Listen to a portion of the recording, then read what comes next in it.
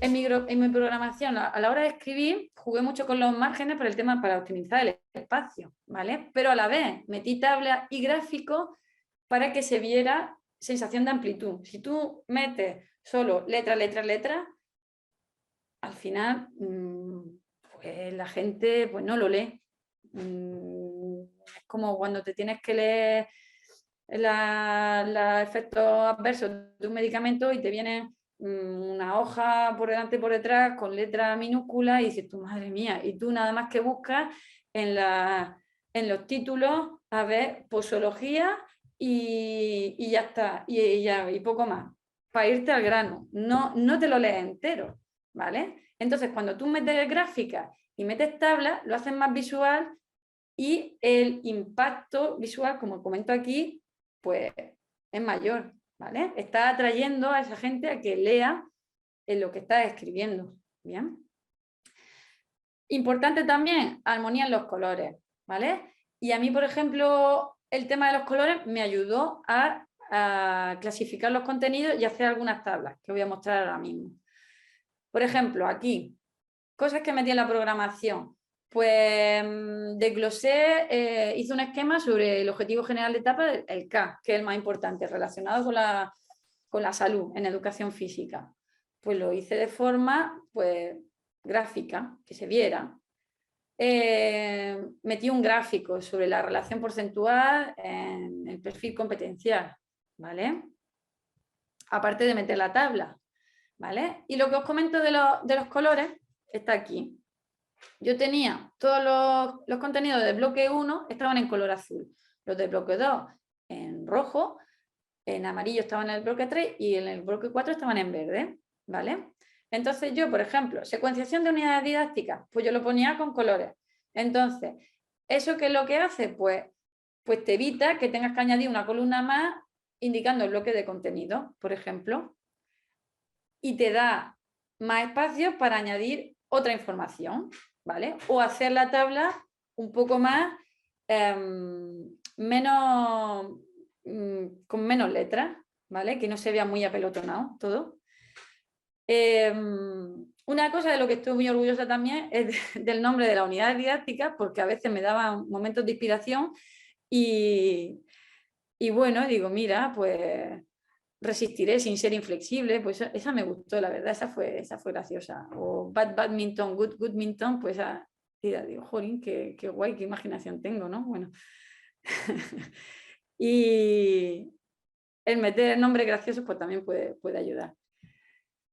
Seguimos con la escala cromática. Veis aquí, por ejemplo, en la tabla número 12, en el bloque 1, dentro del bloque 1 hemos comentado que eran colores azules, ¿vale? Pues tengo el contenido, está el 1, el 2 y el 3, y están en 3 colores diferentes, que luego, si lo veis en la tabla número 13, la tabla número 13 no está entera, ¿vale? Porque era una tabla muy grande y ocupaba un par de páginas o 3.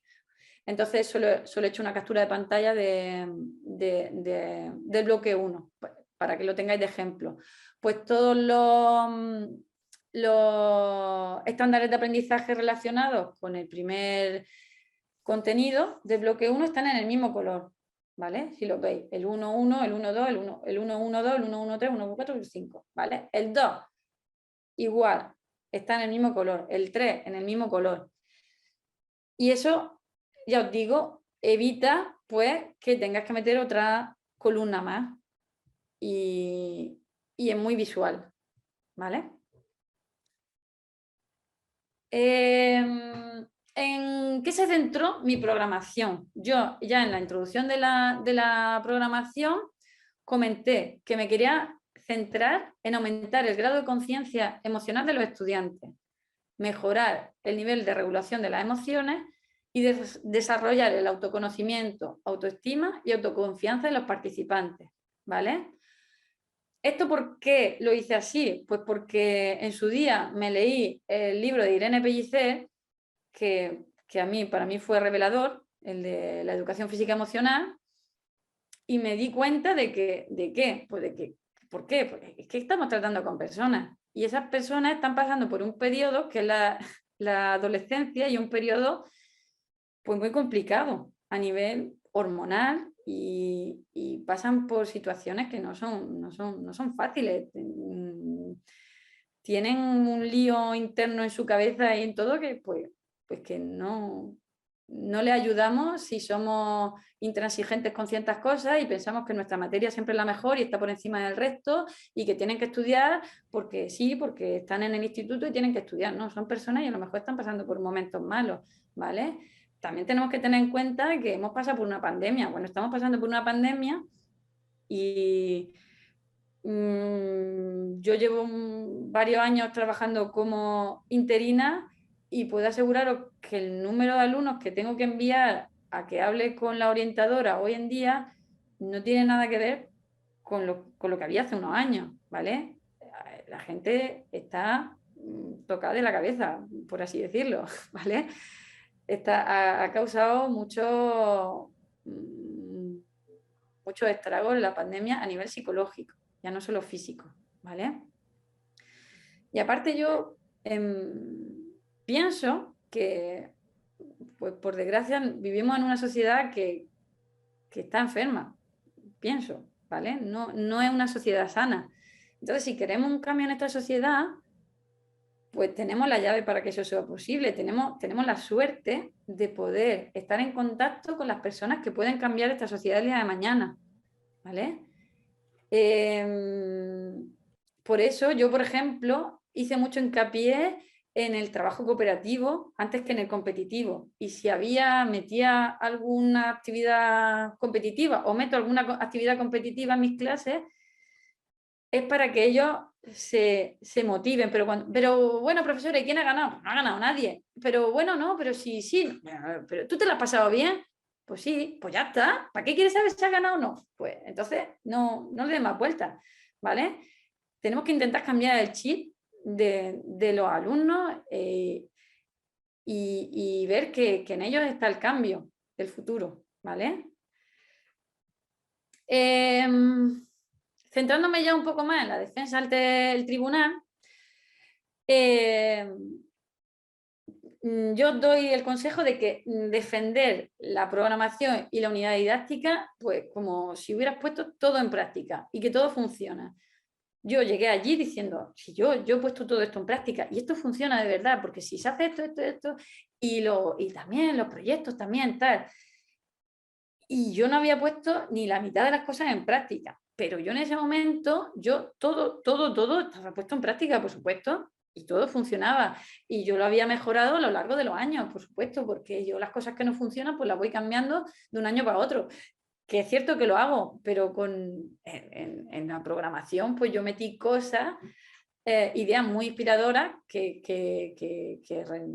agradezco a Opospil porque me han enseñado muchísimo y han mejorado muchísimo mi labor docente a día de hoy. Y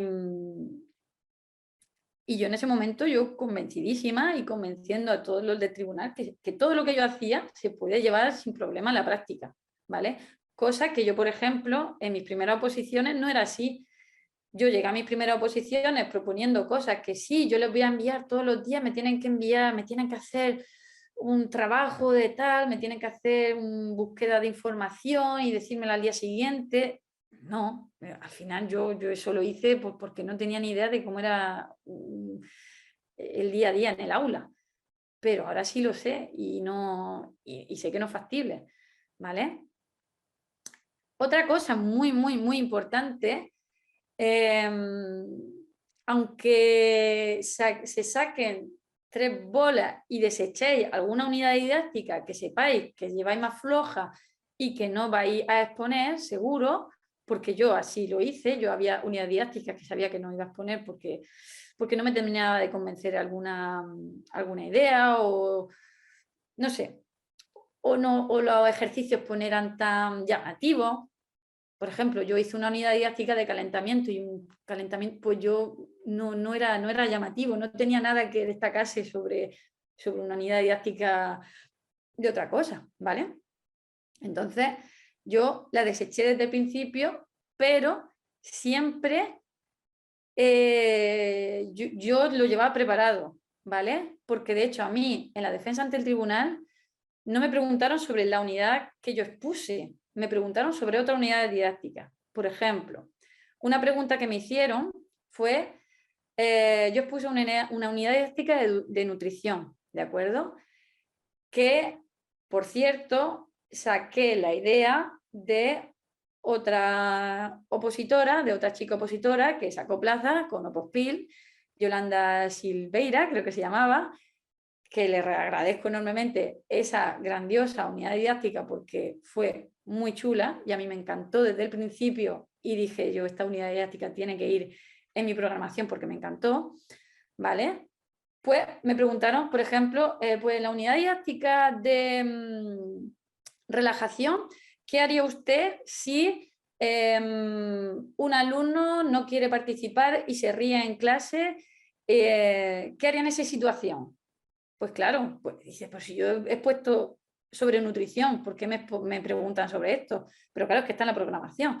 Entonces, tienes que preparártelo. Pues en ese momento dices, bueno, pues al alumno lo aparto un poco, si veo que se sigue riendo y que no me permite dar clases, bueno, pues envío al delegado, que vaya un profesor de guardia, que se lo lleven a jefatura y después ya hablo yo con él. Bueno, ¿y no hablaría usted con el alumno en cuestión en ese momento?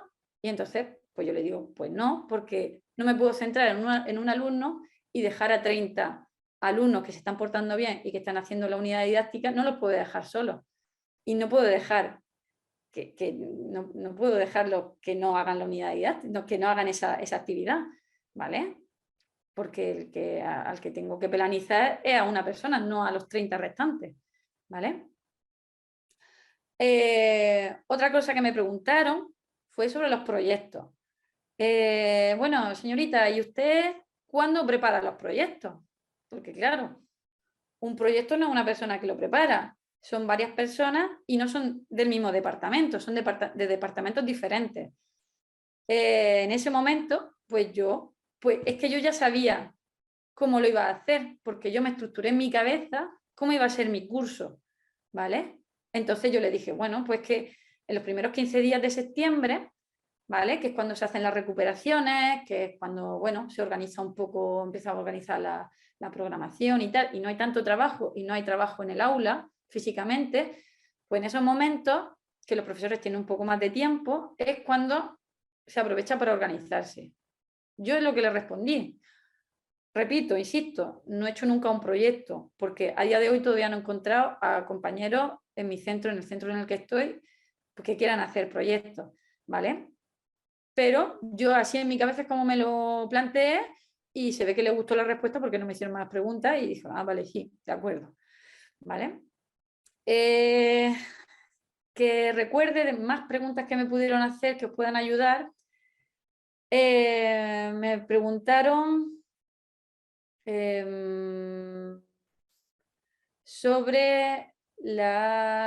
me preguntaron sobre la unidad didáctica que tengo de orientación también, porque, por ejemplo, yo la orientación, por las características de la misma, cuando se hacen carreras de orientación, pues el docente se tiene que centrar, o tal y como lo hago yo, cuando hago carreras, yo me centro en controlar el tiempo de los alumnos, cuando salen, cuando llegan. Claro, entonces eso es, yo me centro en de uno en uno. Pues si tenéis una clase de 30 alumnos, pues es complicado, claro, ¿qué hacen el resto de alumnos? Aunque esté dándole la salida rápido, ¿vale? Siempre va a haber alumnos que no estén haciendo nada. Y yo consideraba pues, que el compromiso motor en mis clases, yo quería que fuera el máximo posible, ¿vale? Entonces, yo normalmente la unidad didáctica de orientación la mezclo con alguna unidad didáctica de expresión corporal, por ejemplo, o de actividades de circo, algo en lo que ellos tengan que practicar, ¿vale? Entonces yo cojo la mitad de la clase, ¿vale? Le hago la actividad de orientación y la otra mitad de mientras está ensayando alguna coreografía que tengan que hacer o están haciendo malabares o están haciendo otra cosa, pero no están parados, ¿vale? Y después pues vamos cambiando. O, por ejemplo, también suele hacer mucho, en vez de mitad de la clase, como normalmente, por ejemplo, las coreografías son de grupo, pues voy llamando por grupo, ¿vale? Venga, pues grupos de 5, grupos de 6. Y esos 6 salen a hacer la actividad de orientación mientras el resto sigue practicando cualquier cosa dentro del pabellón o dentro del espacio en el que estén, ¿vale? No recuerdo ahora mismo más cosas que me preguntaran. Si me acordara, iría o lo digo, ¿vale? Pero de verdad, os pueden preguntar de cualquier cosa, ¿vale? Bueno, sí, me preguntaron sobre la evaluación y yo lo que le comenté, pues realmente yo me simplifiqué la vida al máximo, ¿vale? Porque ya os digo que no tenía mucho tiempo. Y yo, bueno, pues yo decía, pues yo tengo mi instrumentos que van asociados a una serie de estándares de aprendizaje y yo lo que hago simplemente, luego esos instrumentos yo evalúo con Anota y de hecho yo lo puse en Murcia, tenemos el programa Anota, entonces yo lo decía, digo, la programación mía está en este programa y yo lo único que hago es que tengo todos los instrumentos, van asociados a esos estándares, yo meto la nota de los instrumentos y al final pues me sale la nota del alumno, ¿vale? Y eso, bueno, un poco síntesis de lo que acabo de comentar. Si nunca has trabajado, piensa en cómo se estructuraría el curso, de qué tiempo dispones para hacer las cosas, ¿vale? Porque cuando una persona trabaja, en cuanto hace la primera sustitución, ya se da cuenta de, jolín, es que yo pensaba que podría hacer esto y al final no. Entonces, por ejemplo, con los proyectos, es que sí, no, yo le voy a decir al tribunal que yo todos los recreos de los miércoles me reúno con las personas para hacer el proyecto. Pues que es complicado, a no ser que los profesores con los que hagas el proyecto estén igual de motivados que tú, muchos profesores no van a dejar de hacer cosas o se queden, no, nos vamos a reunir de 2 a 3 de la tarde. Pues muchos profesores que tienen familia y no se pueden quedar después, o no les apetece quedarse en los recreos, o sí, tienen la suerte de que sí. Pero, por ejemplo, un error que yo cometí en mi primera oposición es que yo decía que sí, que yo me iba a quedar en todos los recreos de lunes a viernes para que mis alumnos practicasen deporte. Y a día de hoy yo puedo asegurar que cuando yo tengo 3, 4 clases seguidas, cuando veo un recreo estoy deseando descansar, desconectar un poco, aunque sea un recreo de 15 minutos. Y de sentarme, de tomar algo, porque a lo mejor tengo hambre, o de ir al baño, porque también hay que ir al baño, ¿vale? Entonces, de verdad, ser realista, ¿vale? Y pensar en, vale, mi programación empieza en septiembre, dispongo estos primeros 15 días, no hay clase, ¿qué puedo hacer ahí? Porque se pueden hacer cosas. Y al final, bueno, pues en junio, ¿qué puedo hacer en junio? Porque a lo mejor las clases acaban el 20 y tengo ahí otras semanas en las que tampoco hay cosas que hacer, ¿qué puedo hacer ahí? Pensar en todo el periodo lectivo, ¿vale? En todo de septiembre a junio, hasta el 30 de junio, ¿vale? Y ante la duda, cualquier cosa, de verdad ir a lo sencillo, no os compliquéis, porque como os pregunten y no sepáis, os van a pillar. Este año tengo un compañero en el departamento de Educación Física, también lleva un montón de años de experiencia, porque él empezó a preparar oposiciones en el 2004, ¿vale? Y le preguntaron, bueno, y entonces los estándares de aprendizaje de septiembre, ¿eso usted cómo lo ha seleccionado? ¿Por qué son esos estándares que ha puesto? Pues él dijo, pues no lo sé. Y ya diciendo eso, ya no. Pues tú tienes que decir, pues tienes que intentar salir por donde sea. Bueno, pues que esto se ha hecho así, porque en el departamento se ha estimado que, bueno, pues que tenían que ser estos por tal y tal razón, ¿vale? Pero no dudéis nunca y no os liéis más de la cuenta. Y lo que no controléis, no metáis demasiado, porque ya os digo, yo por ejemplo no tenía tiempo, no me quería complicar la vida y al final decidí pues simplificar, ¿vale? Y eso me ayudó a la hora a mí de exponer ante un tribunal, saber lo que tenía que decir, porque si yo le iba a decir, me preguntan sobre evaluación, digo, madre mía, pues, pues si tengo que decir algo que no he puesto en la práctica nunca y que no sé qué decir, pues me pillan. Y en el momento en el que te vean dudar, ya está, ya has terminado tus oposiciones ahí. De hecho, el compañero este sigue siendo interino, no ha sacado las oposiciones, ¿vale?